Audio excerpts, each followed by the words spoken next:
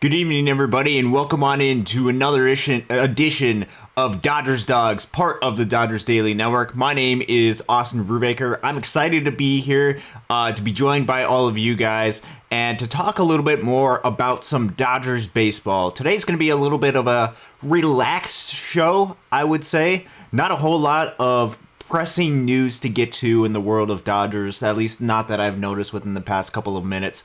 Hopefully there'll be something that we get to digest live here tonight, but if not, tonight's going to be a really good opportunity for me to be able to interact with you guys.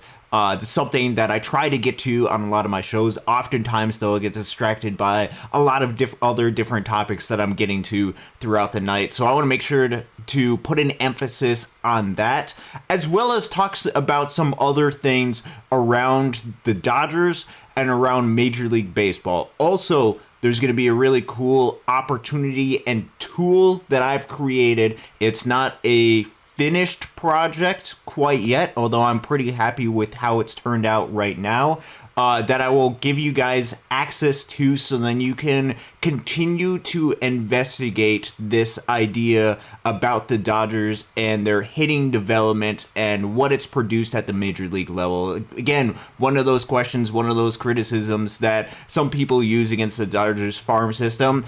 I wanted to look at that a little bit more data-wise, so I'm going to equip you guys with an additional tool to be able to do that I actually created through Excel, which actually is pretty cool. I was able to do that over the weekend with some of the things that I had going on this week. So excited to be here tonight. We'll get to talk a little bit about some of the trades that took place across Major League Baseball, as well as your guys' thoughts and your guys' questions about the world of Dodgers baseball and what the next move should be for your Los Angeles Dodgers, because as BC has stated, and he's in the chat right now, it is about trying to get the Dodgers to repeat in 2025. We don't want just one World Series championship. We don't want just one championship. We want championships. And it's the Dodgers' job to do everything possible to make that a reality. So grateful for all of you. Grateful to be have this platform, have this place where I can go and talk with you guys. A lot of exciting things happening here, Dodgers Daily. Just want to quick mention a lot of these before we get started with the show tonight. Today released another player interview. Carson Hobbs was just released. He's an incredibly intelligent, very gifted pitcher. I kind of want to tell a little bit of a story because you'll get this a little bit throughout the interview. I got exposed to Carson this past summer when he got called up to Great Lakes right after the Midwest League, not the All-Star break, but after the halfway point of the season. It was the second half of the season. He gets called up, and the first couple of outings were incredibly rough for Carson, to say the least, and he very much acknowledges that. Did not go his way. I think he even mentioned that the first pitch that he threw in the Midwest League was a home run. Just not really good. But I saw something during the outing against Fort Wayne about midsummer, about July 11th, during Pontooners weekend, where he was put in a late game situation. I believe it was a doubleheader that day, and he was forced to fight his way through the adversity despite the struggles that he previously had, and he got over that hurdle. And when he got over that hurdle, he had the confidence to be able to bounce back and make an impact in the Midwest League. And I think that's a really good illustration for a lot of these guys that are coming up through this system that make it to the major league level. There is very much a hurdle that hitters have to go through once they make it to the major league level. But if they could just go over that initial wave, perhaps that they have a little bit of success, but then there's some struggle, and you have to find that consistency at the big league level. If they can just get over that, I think there's a lot of success that certain hitters can have, just like what we saw from Carson Hobbs during the 2024 season at Great Lakes. It was a really cool interview. I highly recommend you check that out. Coming up, we've got a couple of other really cool interviews from key personnel within this Dodger system. Eric Swan is going to be on tomorrow at about lunchtime, maybe morning time on the Pacific Coast, during Casey's lunch, whenever he's able to interact a little bit. And then I believe tomorrow evening is going to be the interview with Great Lakes pitching coach Dave Anderson. You do not want to miss either one of those interviews. A lot of great stuff, a lot of personality that you can find here on Dodgers Daily with a lot of different people, just getting to know a lot of these people. So it's super fun to be able to hear from them, just like it's super fun to be able to interact with each one of you guys. So I want to give a shout out to BC. Daniel Berry Sports Highlight is here in the chat as well as Chris Fauborg. Very nice to see all of you guys. Alfonso Lucio is in the chat, and Justin Lamas is in the chat, just with everybody else. Feel free to be able to interact with this show. This is a Q&A type show, as well as we'll get you guys some really cool feature, and I'll go through it in a little bit and allow you guys to be able to explore a lot of data as far as hitters from the past 10 years. I have a lot of information. I have a lot of data for you guys to be able to go over. So I want to get into the comment section a little bit. BC was talking a little bit about the Dodgers repeating. Absolutely. That's what we're looking for. Same thing with Daily Berry Sports Highlights, wanting a three-peat. Chris Fauborg, good evening to yourself. Let's see. Daniel Berry Sports Highlights wants to go get Burns and Anthony Santander. That'd be an interesting one with Corbin Burns. It was a little bit interesting because it sounds like there might be a possibility that he could be looking for maybe a shorter term deal with some opt-outs. I think that raises a lot of alarms in the minds of Dodgers, because I don't think they're looking to sign Corbin Burns right now, because I don't think in their minds, I think they're focused on Roki Sasaki. I think they know that they're going to get Clayton Kershaw, whatever Clayton Kershaw is going to be able to give them, and I think they have a lot of arms that they can go out there. But to get Corbin Burns on a short-term deal, that is very intriguing for this Dodgers team. So that potentially could be a possibility. I'm not going to hold out hope for that, because I'm excited with the direction that this Dodgers pitching staff is going. And I think there's a lot of long-term arms that are going to be added to this mix. So I don't want to get into too many of those longer-term deals, even though Corbin Burns is one of the better pitchers in the game of baseball. Anthony Santander becomes a bit of a possibility if, and I say if, the Dodgers miss out on Teoscar Hernandez. I'm still anticipating them to get Teoscar back, but it's becoming a little bit more of a question. And if it becomes a little bit more of a question, it is, do you go out and get another guy? Santander, I don't think would have the exact same impact as Teoscar, or at least I have a little bit less confidence. Perhaps that's underestimating the skill set of Anthony Santander, but I still, because there's a bias within myself being a Dodgers fan and seeing what Teoscar was able to do inside of this Dodgers lineup, I just don't know if the exact same impact is going to be had for Santander, nor do I think you want to give him the years, if you're the Dodgers, that it would take in order to get him. I don't know if the Dodgers would look for a trade aspect, get another little bit of a lesser, maybe platoon option, right-handed bat in the outfield, or trust a lot of their younger guys on the roster. That could be another option that they have. Chris Fauborg says Mookie needs some more rings. I think that I'd love to get Mookie a couple more rings on there as well. Alfonso Lucio says there's rumors of Dodgers signing Teo up to $100 million. Be interesting to see what the holdup as far as Teoscar and the Dodgers is. Is this just part of the normal negotiating process between Teoscar, his agent, and the Dodgers organization, or is there a little bit more there?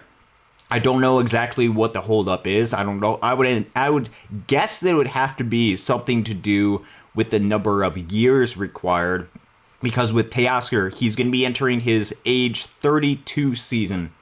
And as players get older, as we've talked about on the show before, as players age, there is a bit of an aging curve that happens, and their production will decline at some point. And especially when you have Teoscar, who already is not the greatest defender in the outfield, if he's not producing at the plate, he's not going to be a valuable player for this team. He has to have that aspect as he gets older, and especially because you do not have the designated hitter spot open to put a Teoscar Hernandez like you put a JD Martinez in the past. I think that is something that has to be kept in mind for this Dodgers team when they're making any sort of moves for Teoscar. I don't think they can go 100%, give Teoscar every single thing that he needs or every single thing that he wants. You have to be measured, you have to be reasonable with the negotiating costs, but also understand that Teoscar was an incredibly valuable player to this Dodgers team in 2024, and I think for at least the 2025 and probably the 2026 seasons, he would be a very valuable piece for this Dodgers team. Adding him to this Dodgers lineup, you can have a little bit of question marks about projecting too far in the future. That just comes from a little bit of a statistician mind, as I have right here. So interesting to see what exactly the rumors and what exactly Teoscar might potentially get for the Dodgers. How many years? What is the exact money talk? Daniel Barry Sports Highlights mentions 5 years, $100 million. I honestly don't know if I would give Teoscar Hernandez 5 years. I would even have question marks potentially about giving him 4 years just because of the number of years in advance. I would feel a lot more comfortable if it was a higher AAV for shorter term deals. But at some point, the Dodgers are going to have to take at least a little bit of a risk in order to make their moves through the upcoming season. To sign Teoscar or not to sign Teoscar Hernandez, both of those come with risks.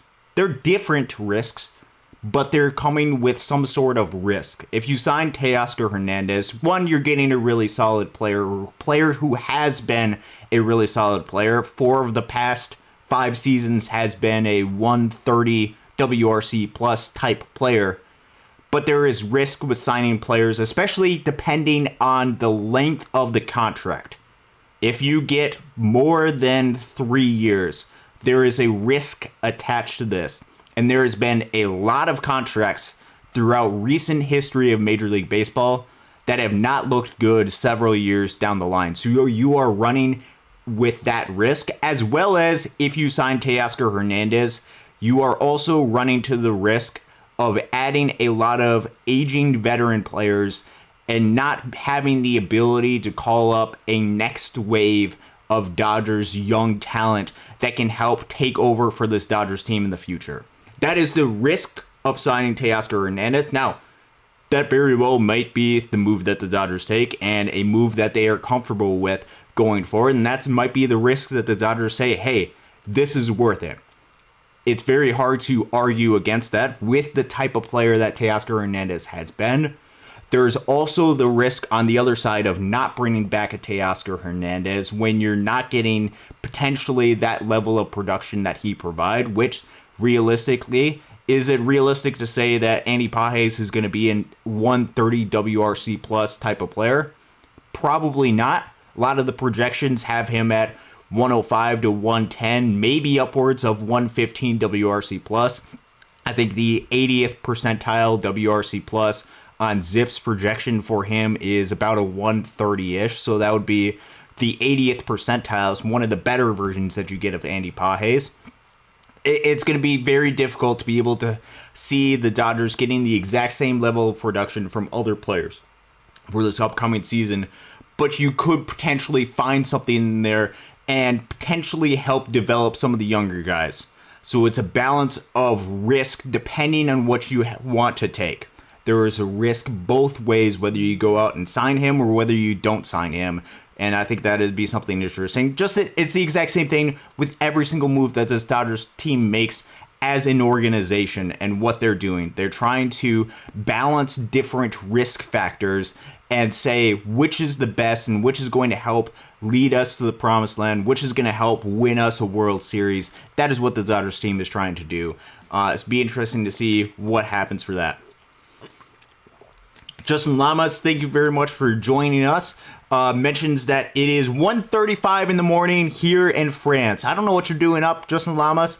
It seems a little bit late for that. I'm assuming it's 1:30. Yeah, 1:30 in the morning. But I'm glad that you're here, and you're welcome to be here however late you're planning on staying up.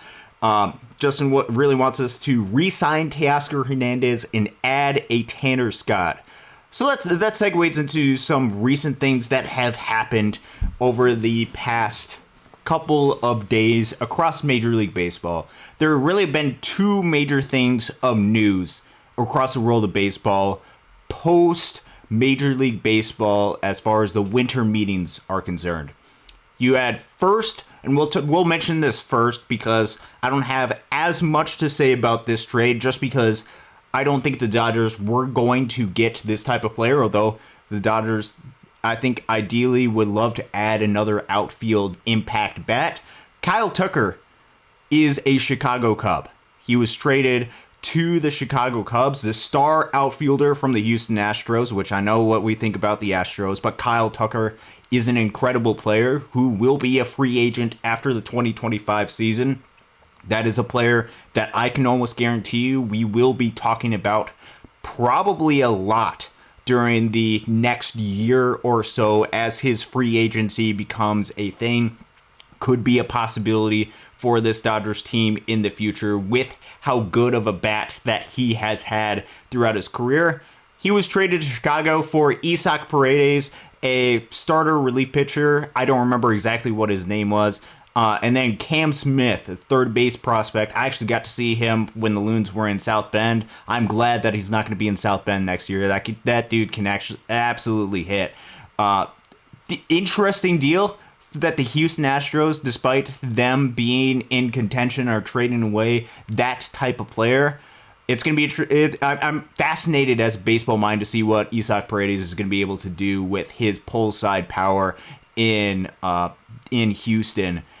And Cam Smith, I still have a lot of belief in, but Chicago is going for it, and they seem to be happy with going for it, even if it just means 1 year of Kyle Tucker. That could be some competition that the Dodgers could have during this upcoming season, potentially in a playoff type series coming down the line. Kyle Tucker, really solid player. I don't think the Dodgers were going to pay that price, nor do I think they were willing to give up with, one, a major league quality talent that could have the pull side power that they weren't willing to give up somebody with major league type power ability like that. I just don't think that matched up, as well as the high-end prospect and really major league ready, fascinating potential starter that Houston was able to get. I don't think those deals were able to match up with the Dodgers and the Astros. Plus, I don't think that they were wanting to make some sort of trade with that.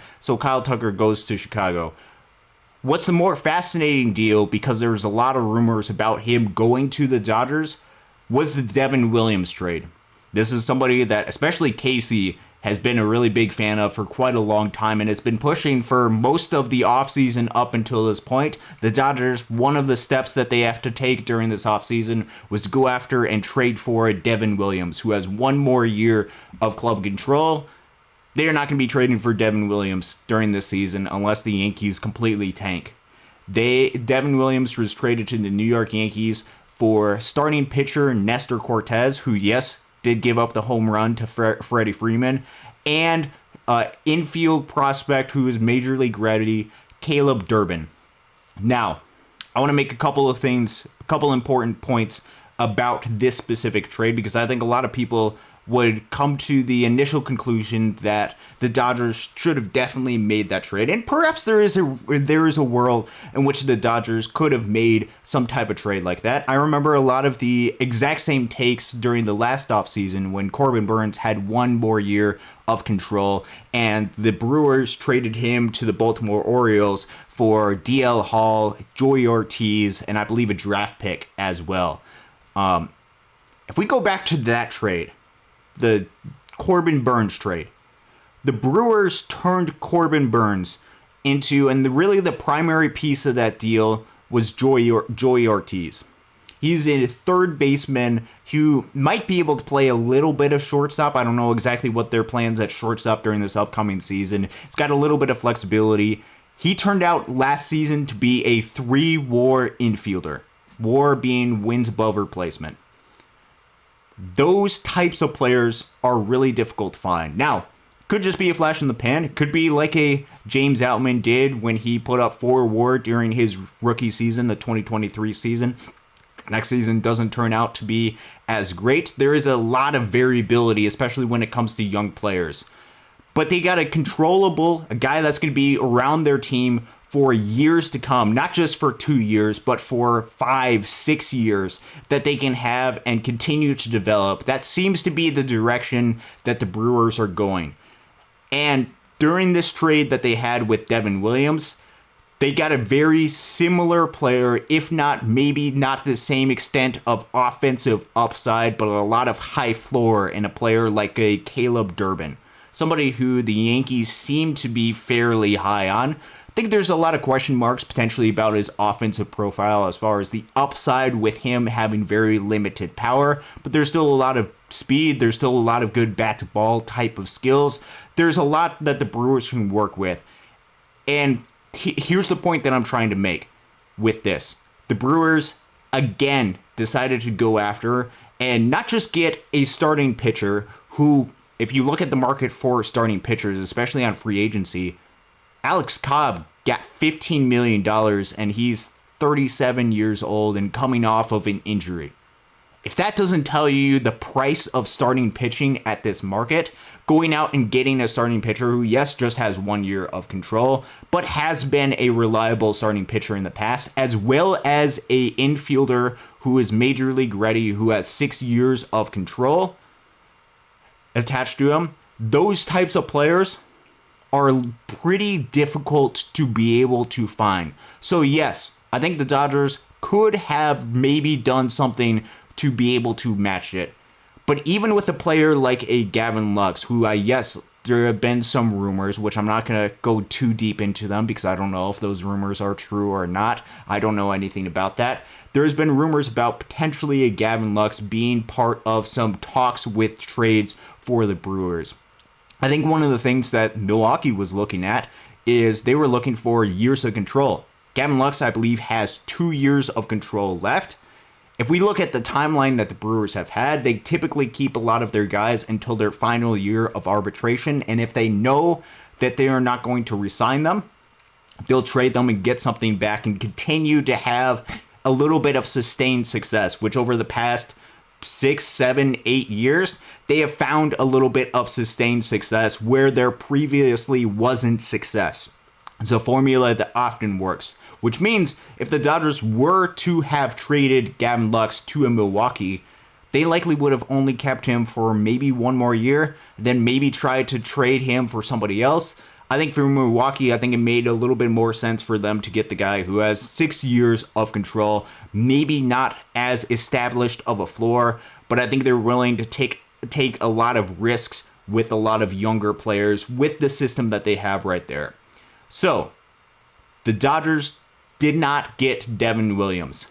I don't know if that is a thing where the Dodgers were not willing to meet the price, which certainly for 1 year of a reliever, and especially with there being a lot of different options. I know yesterday on the show, there was some talk about a Ryan Helsley from St. Louis potentially being an alternative, who's a really solid pitcher who has 1 year of control from St. Louis, late inning reliever out there. Could be another option that the Dodgers could go down. I don't know if this was something where the Dodgers weren't willing to meet that price, or if they understand where they are as an organization, where they are with their back into the bullpen, and noticing, hey, we still got some really solid arms back there. I think they would feel, and I would feel, a lot more comfortable if they added an additional arm. But they don't necessarily have to go get this one individual guy and do everything they possibly can to go get this one guy. We've talked a lot for a long time about this Dodgers team having wants and not needs, which means that they will pay the price that they want to pay for certain guys, which, because they pay the price that they want to pay for certain guys, I think that has allowed them to have a lot more sustained success over the course of their sustained run. So this brings up the conversation of Tanner Scott. Again, long way to be able to get to Tanner Scott, but I think a lot of that backstory is necessary and important to understand when talking about free agency, when talking about organization and the depth that they have, and talking about the potential need for Tanner Scott. Now, Tanner Scott is one of the best relief pitchers in the game of baseball. Period. End of story. He has been incredibly successful for the Marlins and then for the Padres once he got traded over there. You look at his baseball savant page, almost every single thing besides walks, which a lot of late inning relievers like him have the exact same thing. Walks, they are a little bit high, but everything else is red, and all of the underlying metrics and a lot of the underlying data is red. The Dodgers obviously are interested in Tanner Scott, just like every other team across Major League Baseball is interested, because they can see the exact same thing that the Dodgers can, and that he's a very talented player. You don't want him going up against Shohei Ohtani, and you want to try to get him onto your team if the price is right. And I think that is the question for the Dodgers, just like with a lot of these other relievers, is I think they have an understanding that they have a development system in place to be able to develop relievers if they want to go down that way. They have turned a Ryan Brazier from nothing into a solid reliever that they ended up giving a 2-year extension to. They have turned other guys from across baseball, Evan Phillips, they even during this past season helped get Alex Vesia to the place where he is right now. It's volatile. They know a price that they are willing to pay, and I don't think they're willing to go above and beyond everything in order to make that work. Last year during the trade deadline, the price for relievers was above and beyond what San Diego had to pay in order to get Tanner Scott, was above and beyond what a lot of the expectations. I think the Dodgers are measured with their approach, and I think that's the approach that they're going to continue to take. Be opportunistic. I think they want to add in a late inning reliever, but now that they have addressed a lot of their needs, you might disagree with them addressing the need of the outfield, but they have addressed it, adding in a Michael Conforto. They have addressed a lot of areas of weakness for this Dodgers team, and now it's about being opportunistic with their approach and how they want to go moving forward. I'd like to see a lot of these younger guys potentially get traded, like a Hunter Fiducia. I think Hunter Fiducia should be traded because I don't see any path going forward within this organization. Yes, there should be some urgency about trying to make that work, but this team has to be smart about how they approach it, and I think the organization and just the track record that they have speaks for itself about what they have been able to do. So yes, I do want the Dodgers to re-sign Teoscar. I'd love to see a Tanner Scott come to this Dodgers team. The Dodgers have a price that they have set as far as what they're willing to pay. They might budge a little bit. They might take a little bit of a risk on some of those, which there's certainly some risk in a lot of these signings. But they're smart in how they're going to approach it. Daniel Berry Sports Highlights says, hopefully Buehler returns. At this point, I don't think it's going to happen, honestly. And the main reason I say that is because I think Buehler wants and deserves to have multiple years for his contract. I think this is one of his biggest opportunities. It's either this year or try to do another prove-it year next year and try to make some big money, to try to make some money during this offseason. And I think with the Dodgers not offering him the qualifying offer, which certainly they would benefit if he had the qualifying offer, I think that opens up his market a lot more than some of the other pitchers, like a Corbin Burns and Anthony Santander. They would cost draft picks in order to get them and some international pool money, so there would be some cost attached to them. That's a really good point by Justin Lamas.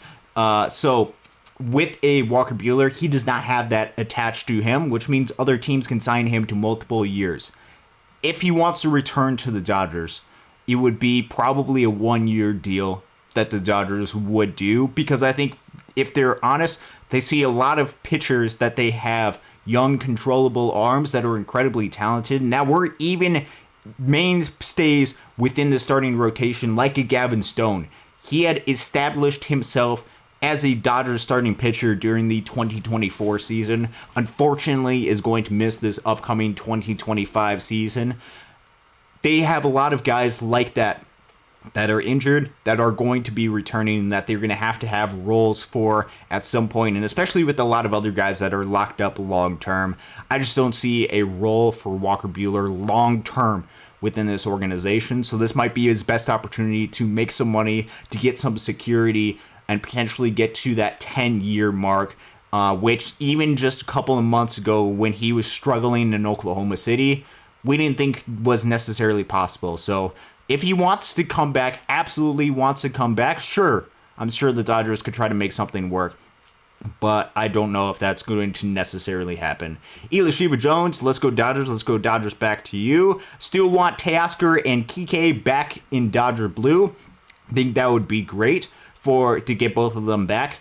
With Kike Hernandez, that becomes a little bit of an interesting conundrum for this Dodgers, as the 13 position players on your roster. You can have 13 position players, assuming they keep everybody else, and that's assuming they keep Gavin Lux and a Chris Taylor, which if you're talking about two players that are currently part of the 13 position player roster for this Dodgers team, those are the two players that I think there's the most questions about with their roles and their futures on this Dodgers team.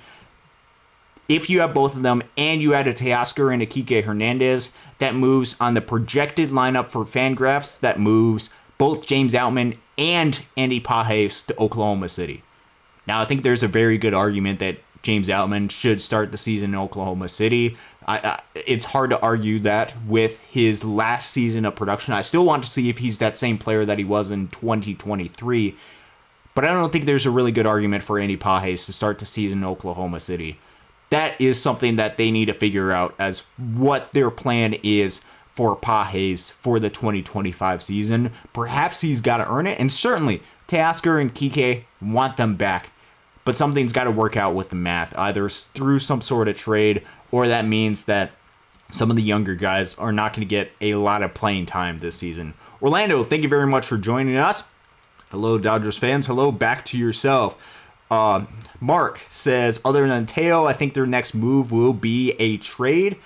I think that would not surprise me with the Dodgers to have some sort of trade that they're planning to do. There is a couple of players on their roster that they might want to do right by, like a Hunter Fiducia, to, I think, at least him or maybe a Diego Cartaya could potentially be traded, not because the Dodgers don't view them as talented, but just because with them bringing back Austin Barnes to the one-year deal, and with having Dalton Rushing coming up, which I think they very highly value his skill set and still want him to be at least somewhat of a catcher, I just don't see a future for Hunter Fiducia, and I think he's going to get a better opportunity elsewhere, which got to give a shout out to Andre Lipsius, who was just released by the organization. I think it was completely unfair that the organization, when they had a hole at third base or when they had a hole on this team, did not give him an opportunity. I've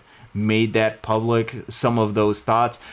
He's going to get an opportunity somewhere else. He deserves it. He performed incredibly well, had a lot of power during the 2024 season. It's a shame that he didn't get an opportunity with the Dodgers, but I wish him nothing but the best during the 2025 season and what he's able to do going forward. I hope that he's able to get a fair opportunity at the next level.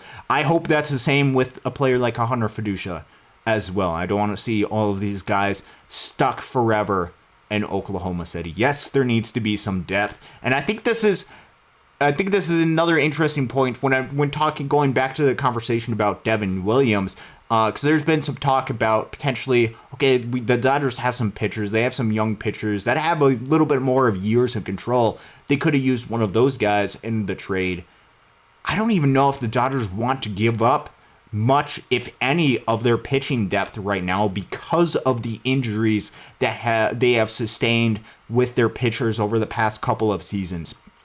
I think they want for a lot of their young guys, with a Justin Robleski, with even a Landon Knack, with a Ben Kasperius, with a lot of these guys. I think they want these guys to be on their 40-man roster for whenever they are needed to be able to call up and keep their guys as healthy as possible. I also think with some of the 40-man roster spots, I think there likely will be, once guys are moved over from to the 60-day injury list once spring training starts, I think they want to probably leave 2 spots open in order for pitchers that they can just bring in, throw a couple of innings and move on. Remember last year they threw like 45 different pitchers through the course of the entire season, which is insane. I don't know if I have that exact number right, but it was a lot of pitchers that they had throughout the course of the season. It could be something that's very similar with that going forward. So as far as a trade, that could become a possibility, but I would not anticipate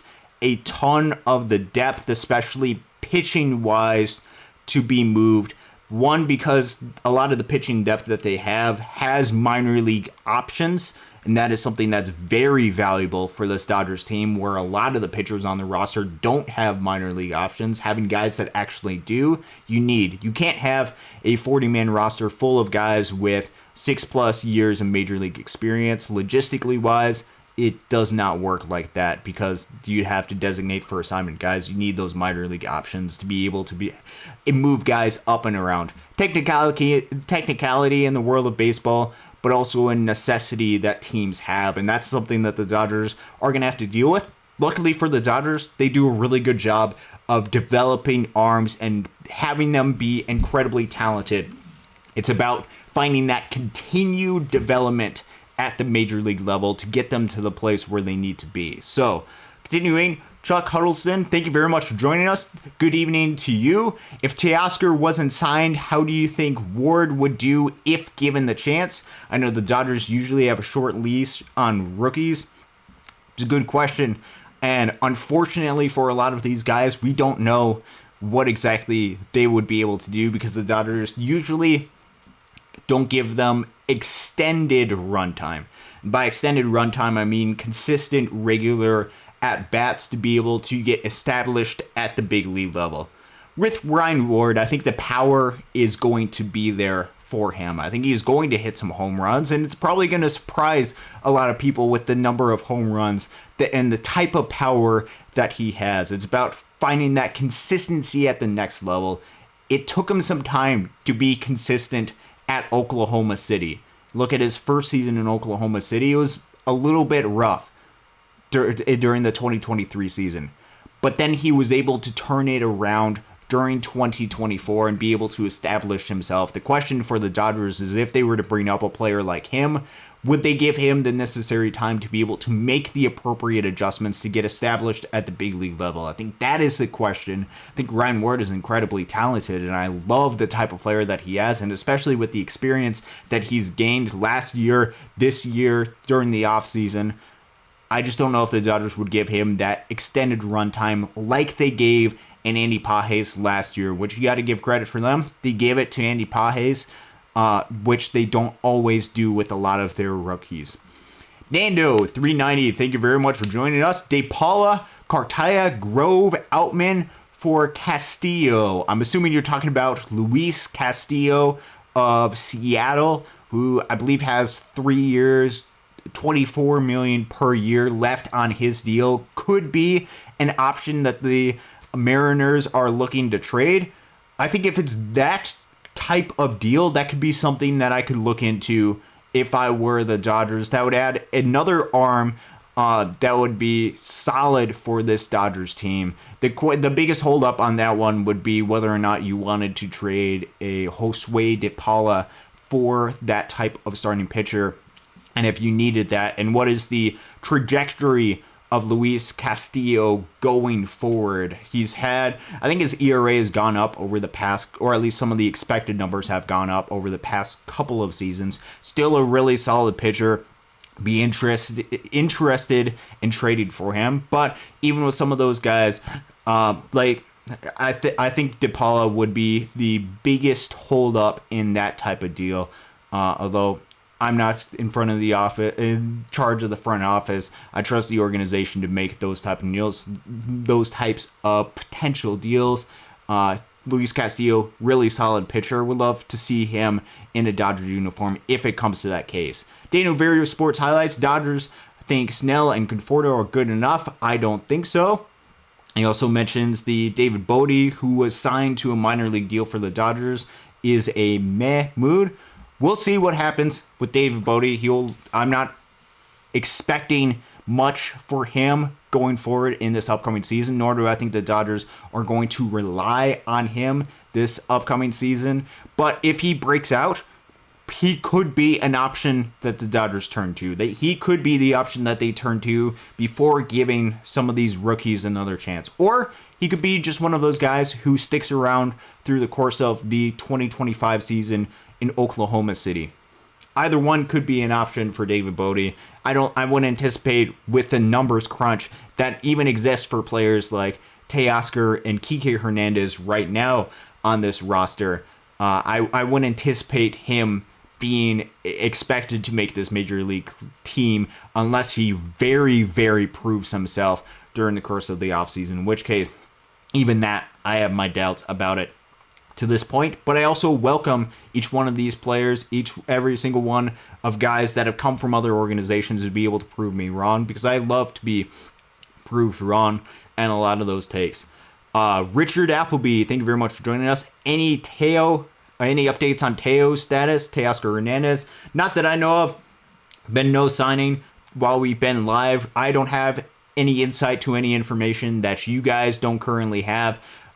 So still in a holding pattern, still waiting to see where he signs. I would still anticipate him returning to the Dodgers, but I'm not 100% certain on that. And even some of my thoughts on that have varied through the course of the weeks and the month and a half that we've had during this off season, which, by the way, only 66 more days, I believe it's 66 more days until spring training games start. So we are getting a little bit closer to baseball coming back. I'm pretty excited about that. Alfonso Lucio, the Dodgers will be in the same position as Padres with bad contracts. That's why the Padres are having a tent sale on their stars. I don't necessarily think that's the exact case. I think the Dodgers are making a lot more money to this point because of the star players that they have right now, and I think they also are smart by how they go about approaching it. It's not an insult unto San Diego. I have a lot of respect for what they've built and what they're able to do, but I think the Dodgers are in a little bit of a better position with that right now. But at the point that you're trying to make, in which case giving out a lot of bad contracts is bad for an organization, I absolutely agree with, and you have to be very careful about what contracts you actually do give out. Dodger Blue 82, what's up? Back to you. Yeah, player. 9:45 here in Osaka. Great show so far. I appreciate it very much. Thank you for joining us from all the way across the globe here in the state of Michigan. So we're interacting from all over the place, and I think that's a really cool thing about Dodgers Daily. We get a whole bunch of different people. You can see this from the stories that we have with a lot of the player interviews. Is you get players from a lot of different backgrounds and a lot of different people across the chat. We're all able to take our collective minds and try to help figure out what some of the best things are for the organization and try to help this team win another World Series. That's what we all want. We love the 2024 season. The Dodgers won the World Series. We want to make that the exact same thing in 2025. Justin Lamas, Houston saw Soto getting $765 million. Said no way we're paying Tucker $400 to $450 in free agency. Yeah, so it was go out and trade him during this offseason or get a compensation draft pick. And that was the choice for them. So Dave S., Hernandez brothers, Sasaki, and Tanner Scott would be an A+ offseason. Yeah, that's absolutely right. It would be absolutely slam dunk. If they get Sasaki, I'd be beyond thrilled with this offseason. But if they get both Teo, Kike, and Tanner Scott, it'd be absolutely amazing. Elishiva Jones, let's see.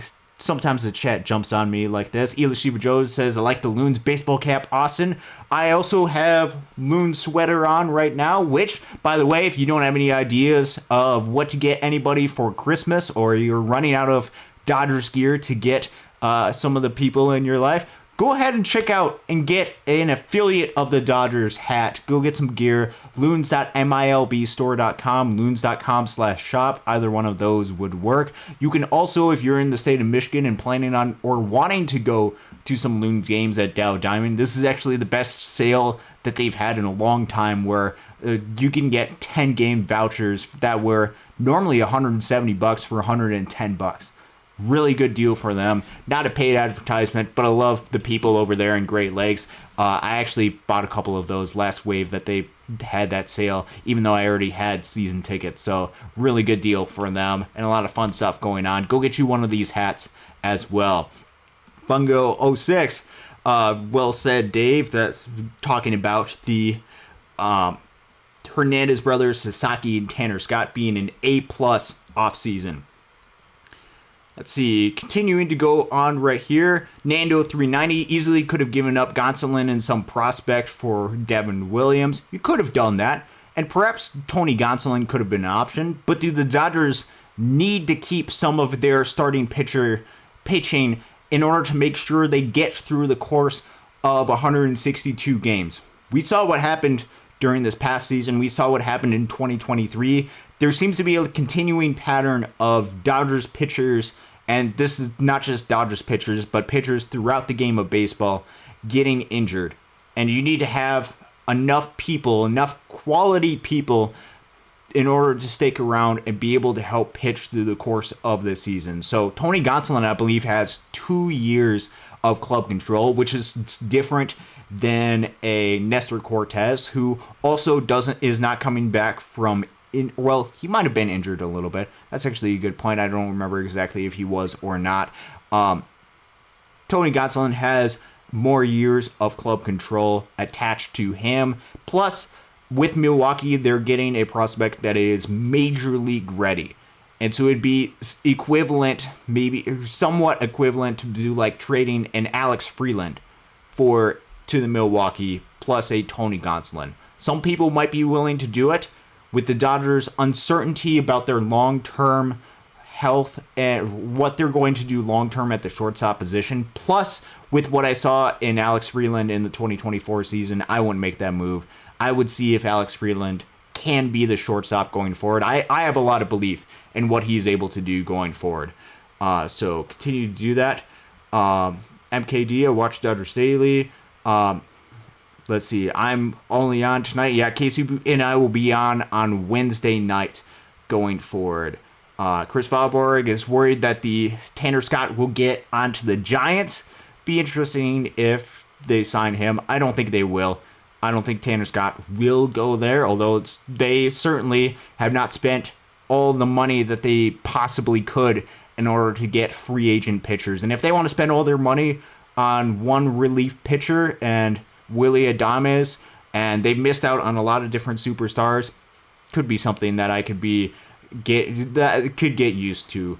Sammy Boy Smith thinks San Francisco is the second best team in the Dodgers division. I'd still put that in Arizona or San Diego, one of those two teams. I still think San Francisco is lacking a little bit, although they certainly have some talent over there. I'm gonna give some respect to some of the rivals. Even though don't necessarily like them a whole lot. I don't want to underestimate them. I just don't like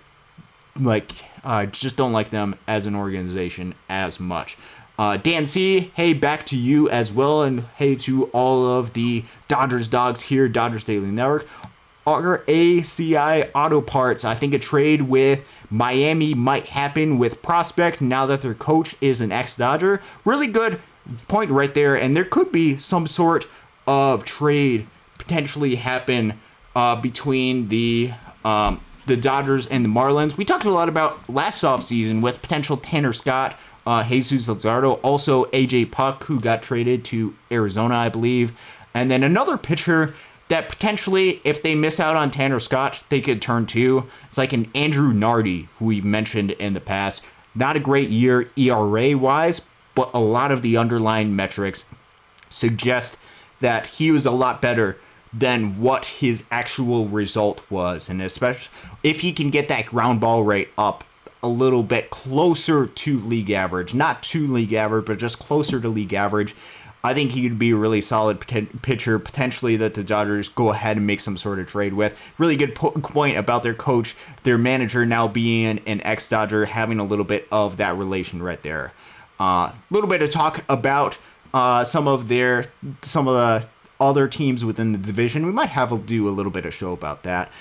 Jay, thank you very much for joining us. Dodgers need to leave a lane open to develop position players so they can in turn trade them.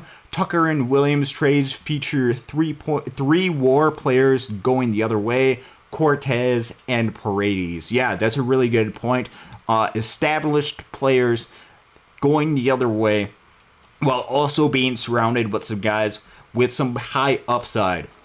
I think that is something that teams are looking for, is they want to get at least something for them that's a little bit more established while also combining that with the high upside and the promise of tomorrow. I think we've seen a lot of trades where it's just focused on the promise of tomorrow where it hasn't worked out. And it depends on where you are as an organization. Like, for example, I don't think the Chicago White Sox, if the Dodgers and the White Sox were to make another trade together, would look to trade for a player like a Gavin Lux.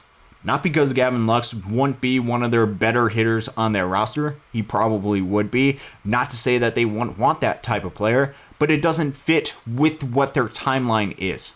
With these trades that just took place, what's interesting about that is they both teams in those trades, in both of those pairs of trades, both teams have expectations to be able to compete during this upcoming season. And so they want to get established players as well as different players that have promise and upside for the future. So that could be something to look forward to. Jay just mentioned some type of trade proposal. I'm assuming it is a proposal because I don't see a whole lot of other comments saying the Dodgers made some type of trade. Gonsolin and Banda for center fielder Cedric Mullins. Interesting trade. Cedric Mullins, I believe, has just 1 year of club control and has been a solid center fielder for the Baltimore Orioles. If you're looking for types of trades, he could be an option. I just don't know if Baltimore wants to give up Cedric Mullins right now, even though similar to like a Milwaukee, they want to develop some of their young position players and potentially move guys a year before free agency, although they did not do that with the Corbin Burns. They actually traded for a guy for a year before free agency.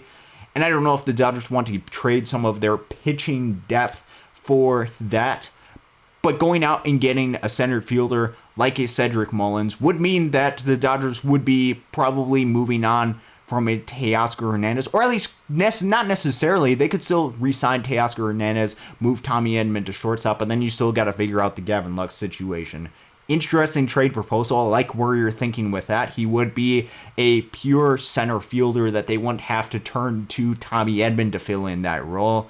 I just don't see that happening at this moment with the Dodgers needs to keep a lot of different arms for this team. Kenneth Hall, thank you very much for joining us. What's up with Teo? I read somewhere Dave said they were close to re-signing him. What's up? I believe he was on Bleedlow's podcast, which got to give a shout out to them. They do a really solid job. I believe they had an interview with Dave Roberts. Actually, I haven't seen it yet, where they asked some questions about him, and I think there was some sort of comment like, say your prayers for the Dodgers to be able to sign Teoscar Hernandez. They're still very interested in going ahead and re-signing Teoscar Hernandez. I just don't know. The terms have to be right, and there's a lot of negotiation probably going on between the two right now, and there's also a lot of thought process of what they want to do with the next wave of Dodgers going forward and what that means for the rest of the roster after the Dodgers had signed a Michael Conforto, because that had an impact on this roster going forward. Same Boy Smith mentioned Sandy Alcantara potentially getting traded. I read something that I think the Marlins are expecting him to be on their roster for opening day during this upcoming season. Although with him, he's making a decent amount of money for the Marlins coming off of injury. And if there is the right deal, I would not doubt the Marlins trading a player like that at some point. I just am not anticipating it at this moment. Could be another player to keep an eye out for right now. Dave S. Dodgers have positioned blocked for some of our prospects on the major league roster. Need to decide whether to deal them sooner or later before their value drops. You're going to have to find some sort of way in order to find which guys fit with this Dodgers team, fit with this Dodgers culture, fit with this Dodgers lineup. And they're going to have to figure out some sort of way to give these guys opportunities. I say this all the time. One of my biggest fears with this Dodgers team, with this Dodgers lineup, is that they age out of their prime. And because they didn't invest in some of these younger guys, some of these younger position players, they have nobody to turn to. And this comes from personal experience watching this exact same thing happen to around here in the state of Michigan, the Detroit Tigers. I don't think the Tigers and their organization, where they were at that point, and the Dodgers and where they are in the organization are anywhere close to that. But I saw what that did to an organization and saw the level of talent drop off for a little bit. And I think it is a need for the Dodgers to be able to invest some time into some of these younger position player prospects and get through some of the struggles. And yes, understand that there's going to be some time when there's some struggles, but to see them on the other side and to have some players in their prime, I think it would be good for the long-term health of the Dodgers. Dan C. I had a dream about Teo last night. Asked him to please not leave us on Dodgers. Yeah, absolutely. Love that happen. Kristen Navarro, thank you very much for the $10 super chat. With the Williams trade that happened the other day, I was wondering which pitch has a better average against Devin Williams changeup or Blake Trinan sweeper. Are you able to pull that up? Great question. I'd have to look into that a little bit. Give me just a second. You know what? $10 super chat. Absolutely, I'll go ahead and look that up for you. So, what we're going to do for this research, which I won't pull it up on screen right now, is I'll look at what you can do with this. Is you can actually utilize this tool, Baseball Savant, not just for the percentile rankings. You can see the red and the blue, but you can also see by pitch different statistics. So what we're going to do is I'm just going to go through by year the batting average and the expected batting. Actually, we'll go through batting average and then we'll go through xwOBA, just because xwOBA is a good statistic. I'll go through and explain that a little bit of his changeup. Then we'll get into Blake Trinan sweeper. We'll go for the past, let's say, 3 seasons, just because they'll give us a decent enough sample size. So, in 2024, Devin Williams threw 176 changeups that had a batting average of 162 with an xwOBA of 211. When you think of WOBA, think of that in terms of on-base percentage. Somebody having a 211 on-base percentage is not really good. xwOBA, expected weighted on-base average. It puts a weight, so home runs are better than a single. It adds different weighting elements to that. That's what xwOBA is. It's a terminology that is often used in more advanced statistics and a lot by Major League Baseball front offices. They're not just looking at batting average, they're looking at xwOBA a lot more than that. So I want to include both of them. So 2024 is changeup, 176 pitches, 162 batting average, 211 xwOBA. 2023, he threw 549. Remember, his past year is injured a little bit. He had a batting average of 097 with an xwOBA of 231. Again, 231 on base percentage. Think about it like that. Not very good for the hitters. For Devin Williams, amazing. Changeup in 2022, 185, xwOBA 222. So that is Devin Williams and his changeup. Blake Trinan and his sweeper with what he's able to do, which, remember, he missed all of the 2023 season and only had 5 appearances in 2022, so we might have to look back potentially a little bit more or put a little bit more weight on his sweeper this past season. During the 2024 season, he threw 284 sweepers with a 120 batting average and a 163 expected weighted on base average. Unreal. with what his sweeper was able to do. During 2021, which was his previous full season before that, it had a 0.74 batting average and a 145 expected weighted on base average. Two ridiculous pitchers, absolutely unbelievable, but it also goes to show you, Blake Treinen, perhaps you're underrating some of his stuff, his sweeper. It is absolutely nasty and ridiculous with what he's able to do. Christopher Navarro read the other day that the Dodgers are leaving Rancho and going to have a new complex in Ontario, California. Yeah, I believe that was announced. The 2025 season will be the last year with Rancho Cucamonga. I believe I'm saying that right. Please let me know if I'm not saying that right. And the Quakes being under the affiliate of the Dodgers. Now, the Quakes aren't going anywhere. I believe following the 2025 season, they will be an Angels affiliate, but there will be some sort of change there. So I highly encourage you guys, if you are in Rancho Cucamonga, go out and support them during this 2025 season. Go out there and see a lot of these young Dodgers players there. And then in the 2026 season, team will have a brand new complex in Ontario, California. If you're from around that area, be excited about what's going to happen during there. I don't have a ton of context, nor do I've never been out to California, so I don't know everything out there in Rancho. But I know that the relationship between the Dodgers and Rancho has been special. And so go out during the 2025 season and let's go win a California League title for Rancho, for the Dodgers with the Rancho Quakes. Rancho Cucamonga Quakes. So interesting to see what will happen going forward with them.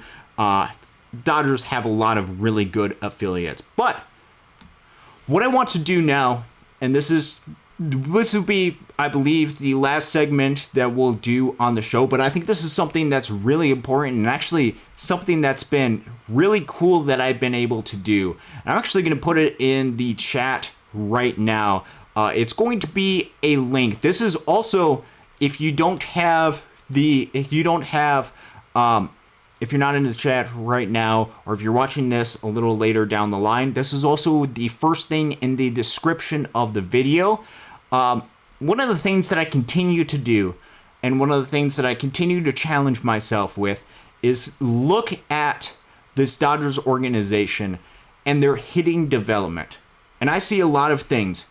And a lot of things with this Dodgers team.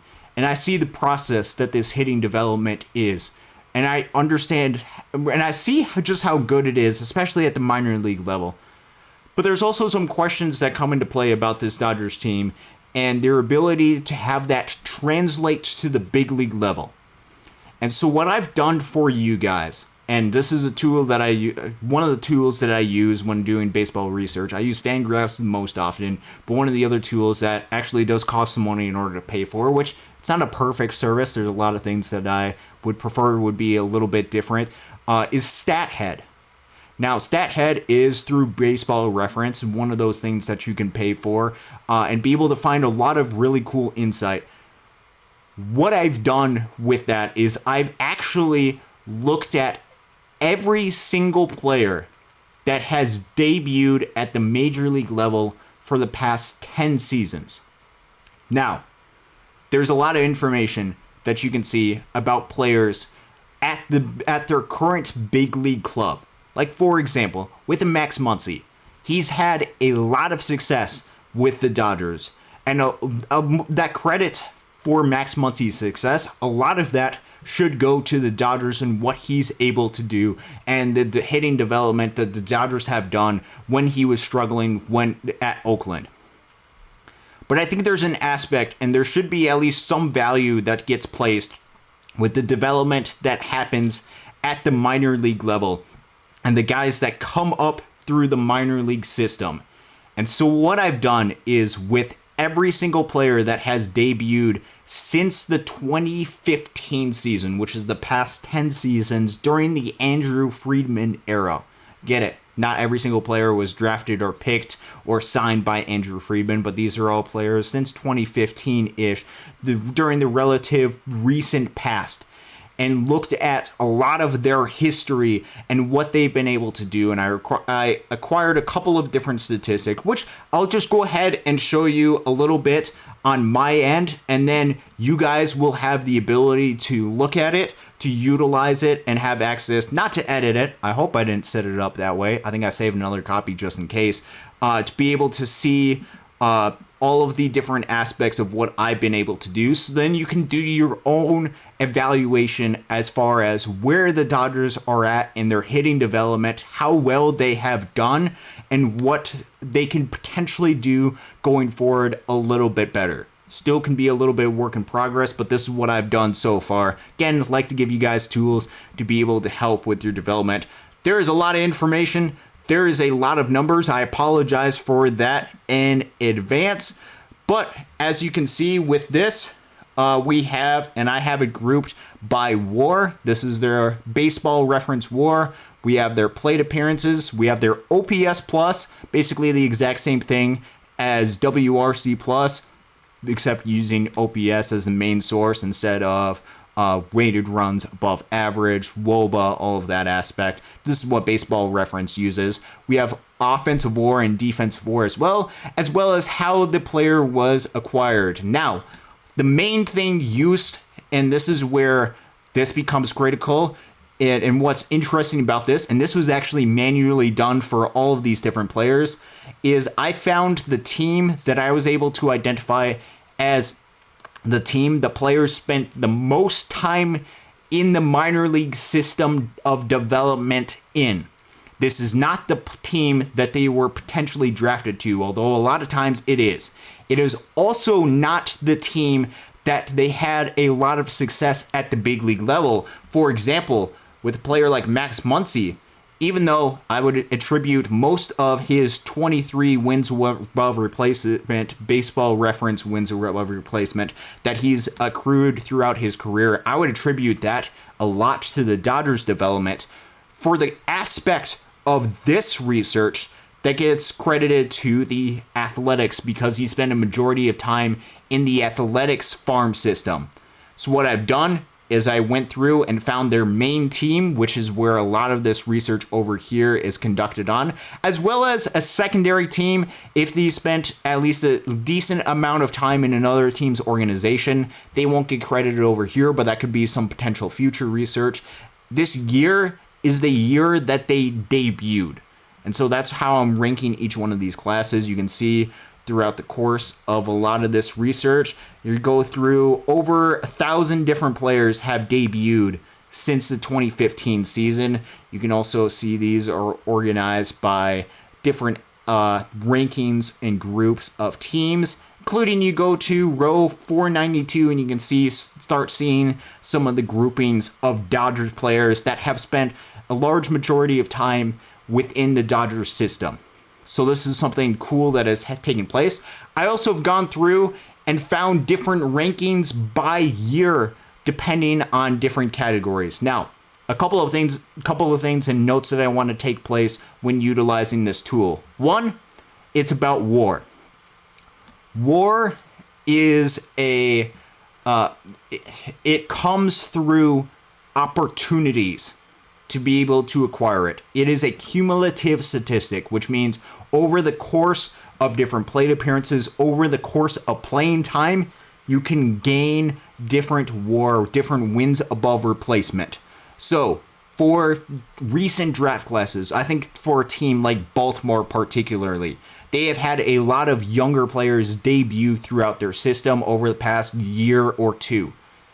Yet, prior to that, they didn't develop a whole lot of players. And since their players that they've developed over the past couple of years have acquired a lot of playing time the past couple of seasons, they haven't had the 10-year stretch to be able to gain a lot of different experience. So for a player that debuted in 2015, he has a potential to gain a whole lot of different WAR. Like Max Muncy has 23 WAR because of what he's done through the past 10-ish seasons, whereas an Adley Rutschman or a Gunnar Henderson hasn't had that exact same opportunity. So that's something important to keep in mind. So what I've done to encounter that is looked at it and found different rankings by year. So you can look at it by different year. For example, during the 2024 season, for all players who debuted in 2024, the Dodgers, which are down here, they're ranked by different division and then alphabetical order, east to west. Yes, I'm biased because I'm on the East Coast. You can see the Dodgers last year ranked 6th in position player WAR. This does not include pitchers. This just includes position players. They were 6th in position player WAR for players who debuted in the 2024 season, which just includes their 2024 season because that's all that's taken place. They were also 3rd in OPS plus. A lot of that goes to Andy Pages, who was one of the better rookie hitters last season when comparing it to a lot of other hitters and the production that he was able to gain. Look at 2023, they were in 9th place with what they were able to do, acquiring 4.9 WAR. That does not just include the 2023 season, that includes 2023 and 2024. So, and that's for players who debuted in the 2023 season. So if a player debuted at the end of 2022, they do not count in this ranking. They count at the year that they debuted. And you can look at this 2022, 2021, 2020, all the way back to 2015. You can also look at, for example, different years to current dates. So if you want to look just at 2023 to 2024, you can see in those combined years, the Dodgers rank 6th across the board. WAR, plate appearances, OPS plus. And you can look at that through 2022, 2021, 2020, 2019, so on and so forth. You can also look at this in 2-year stretches because oftentimes certain years are really good, other years are not so good across different clubs. For example, Baltimore had a really good run 2023 to 2024 with a lot of younger players that they have. You can look at that in different 2-year stretches from there. You can also look at it in first round picks. And this is something that was really interesting, caught me off guard for this Dodgers team. Dodgers ranked 5th in first round picks WAR that they've acquired through their career, despite continually drafting towards the end of the draft.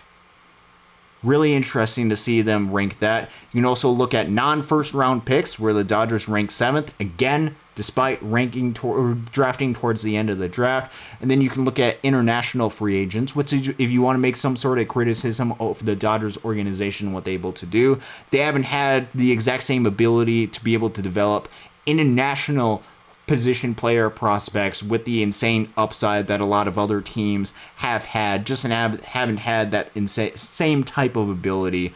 I also went through and, for example, did a little bit more and just removed the player that had the highest WAR and the lowest WAR.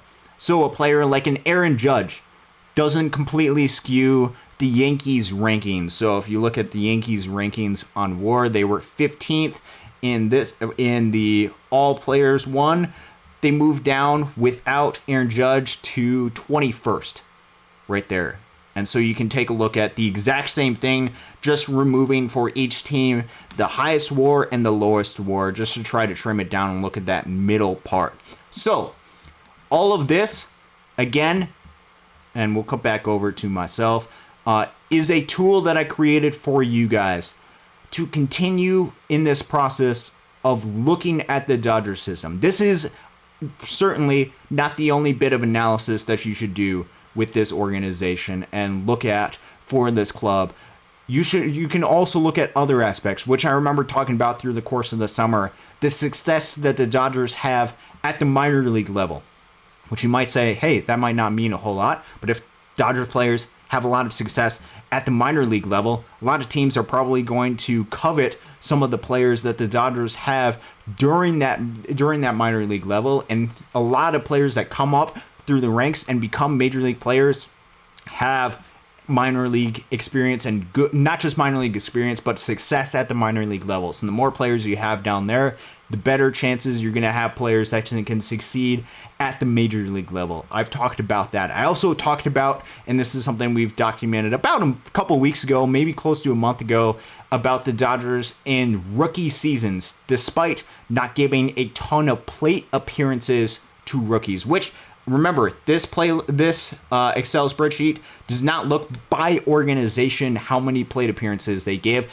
They just group it into which organization they grew up with at the minor league level. Important context to keep in mind, because it doesn't completely give into the aspect of hitting development. Like I mentioned, Max Muncy, you would argue he would be a player that the Dodgers really helped get him to the place that he was at right now. That is not reflected during a lot of these rankings. This part of aspect is just another thing that I want to do to be able to show you guys, hey, this organization actually is doing some things pretty well. Certainly is not perfect organization, but this also doesn't take into account the limited draft picks that the Dodgers have had for position players, or at least a limited spot that they've had.